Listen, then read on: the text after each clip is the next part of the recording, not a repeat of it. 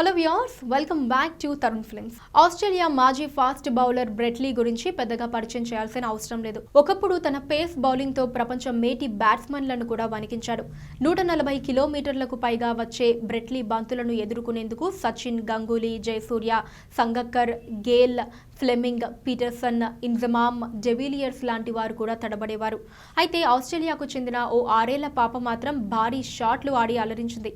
అయితే బ్రెట్లీ తన సహజ బౌలింగ్ కాకుండా చిన్నపిల్లలకు వేసే విధంగా వేశాడు. విషయంలోకి వెళ్తే ప్రస్తుతం ఆస్ట్రేలియాలో జరుగుతున్న ఐసీసీ టీ20 ప్రపంచ కప్ తుది అంకానికి చేరుకుంది. ఆదివారం డిఫెండింగ్ ఛాంపియన్ ఆస్ట్రేలియాతో భారత్ ఫైనల్ మ్యాచ్ ఆడనుంది. ఈ మ్యాచ్ కు ముందు టీ20 ప్రపంచ కప్ తన అధికారిక ట్విట్టర్ ఖాతాలో ఓ వీడియోను పోస్ట్ చేసింది. అందులో బ్రెట్లీ బౌలింగ్ చేస్తూ ఉండగా 6 ఏళ్ల తానిషా సేన్ అనే బాలిక బ్యాటింగ్ చేసింది. ఒక బంతిని స్ట్రైట్ డ్రైవ్ ఆడిన తానిషా తర్వాత బంతికి బ్రెట్లీ చెప్పినట్లు ఫుల్ షాట్ ఆడింది. 6 ఏళ్ల తానిషా కొట్టిన షాట్లకు మాజీ పేసర్ బ్రెట్లీ ఫిదా అయ్యాడు. అక్కడే ఉన్న ఒక వ్యాఖ్యాత తానిషాని చూస్తూ ఉంటే మీకేమనిపిస్తుంది అని బ్రెట్లీని అడగగా, తానిషాని చూస్తూ ఉంటే 6 ఏళ్ల సచిన్ ను చూస్తున్నట్లు ఉంది అని సమాధానమిచ్చాడు. 6 ఏళ్ల పాప బ్యాటింగ్ లో అదరగొడుతోందని లీ ఆశ్చర్యం వ్యక్తం చేశాడు.